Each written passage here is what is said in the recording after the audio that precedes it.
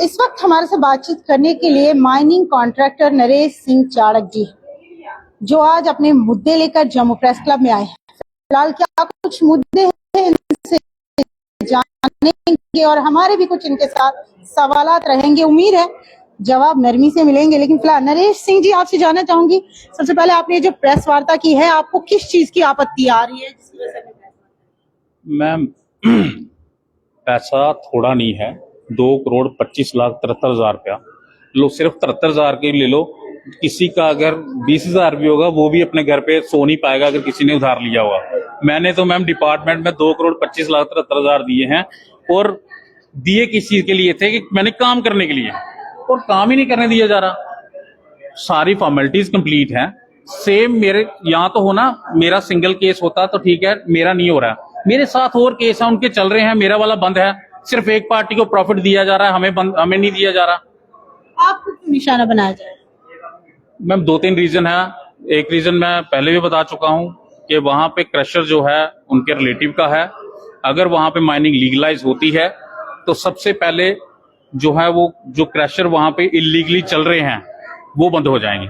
उनको लीगलाइज ही चलना पड़ेगा। जो इलीगल क्रशर चला रही है मंत्री साहब के कोई रिलेटिव है मैम। आप कौन मंत्री साहब, नाम लेना चाहेंगे? हाँ ma'am, deputy CM Surendra Chaudhary.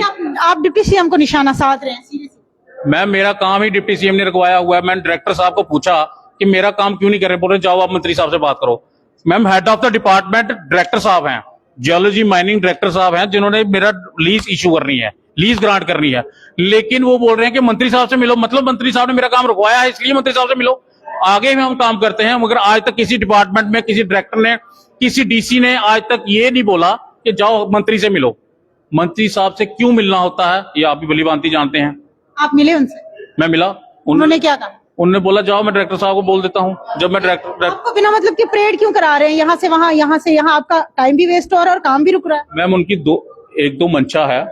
एक तो मंशा उनकी ये थी कि हाँ वहां पे माइनिंग जो है वो लीगलाइज ना हो। अब उनकी ये भी है कि ये ऐसे ही भाग जाए, अपने पैसे विड्रॉ करवाए और निकल जाए। क्यों ऐसा क्यों चाह रहा है वहां पे?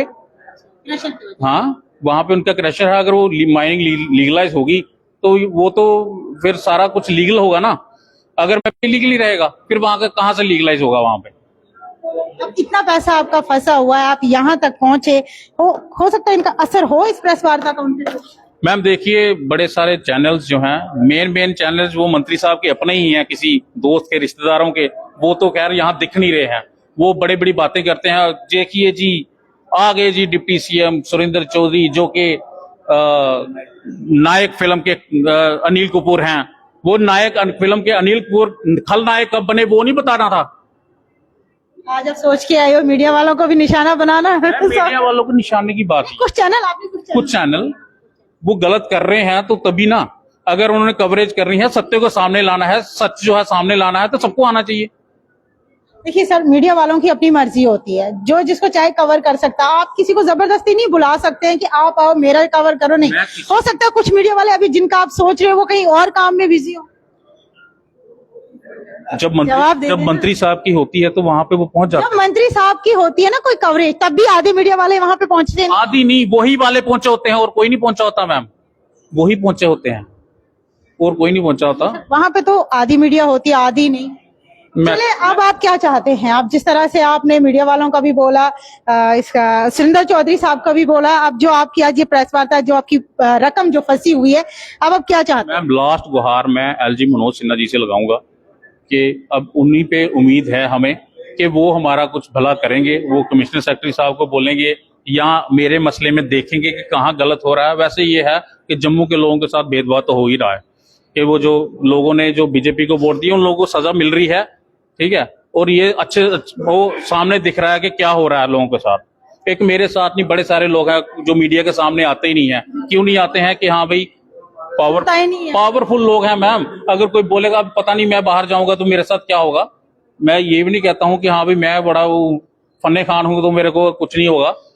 कहने का मतलब ये है बड़ी, यानी आप बोलते हैं कि एनसी की सरकार चल रही है और आपकी सुनवाई नहीं हो रही है। अगर बीजेपी की सरकार होती तो जम्मू में तो बीजेपी की सरकार है। 2017 में भी हमने काम किया।